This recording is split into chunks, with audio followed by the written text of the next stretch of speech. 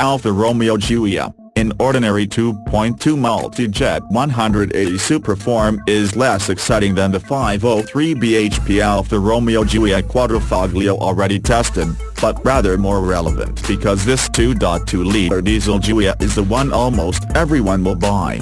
It comes to the UK with a choice of 148 bhp and 177 bhp versions of the same brand-new, all-aluminium engine, with a 99 grams/km, 177 bhp eco version joining the range late summer 2016. As for petrol engines, the Giulia can be had with a 197 bhp 2.0-litre engine, while the range-topping Quadrifoglio comes with a 2.9-litre biturbo V6. Curiously, UK models will only be available with an 8-speed automatic gearbox.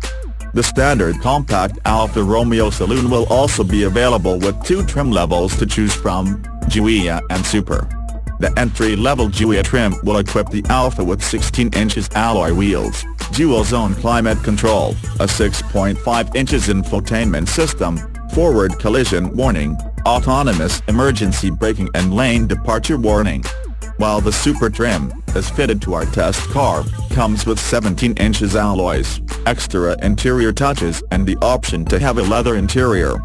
No clue is being provided as to what Alfa Romeo will actually charge for it when sales commence this autumn, save the suggestion that it will follow closely the pricing structure of the BMW 3 Series, so expect something in the region of £32,000 to £40,000 according to specification.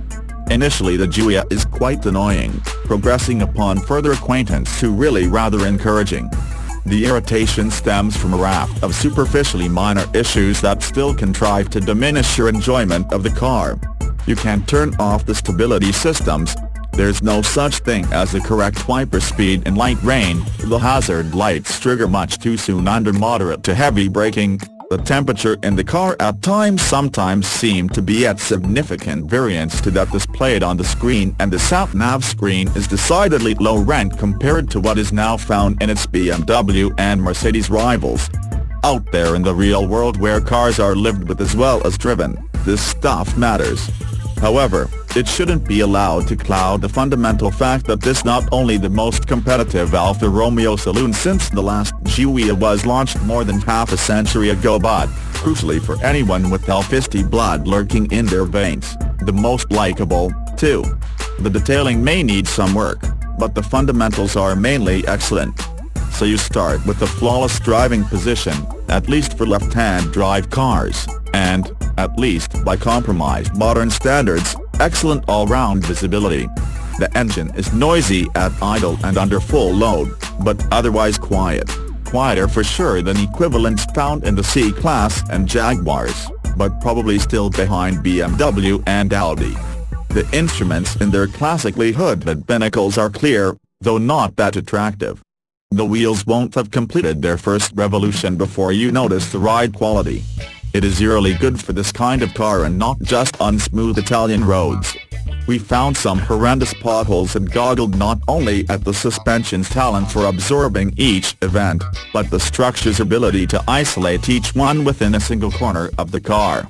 The springs feel soft, but superbly damped, the platform itself exceptionally stiff, which is exactly how it should be for this kind of car.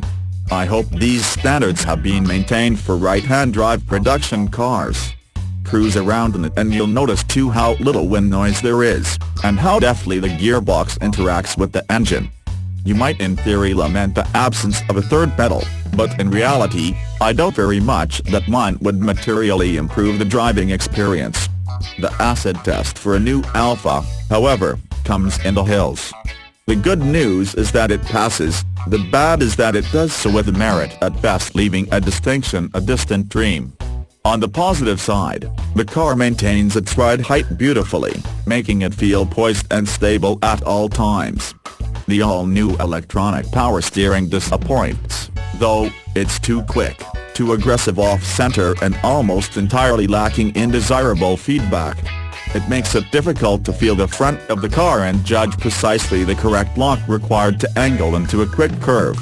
This is a shame because the car seems to have a nice balance, gentle understeer appearing to want to flow into equally benign oversteer before a barrage of needlessly early electronic interference unceremoniously shuts down that particular avenue of entertainment. If you're bored with the traditional German establishment, you might also find there is much to be commended in a Giulia.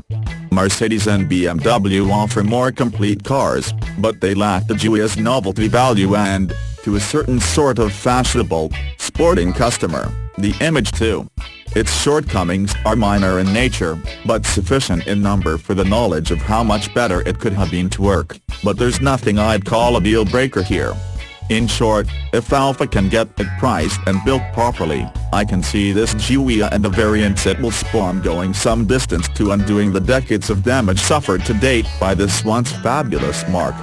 For Alfa Romeo, it will come not one moment too soon.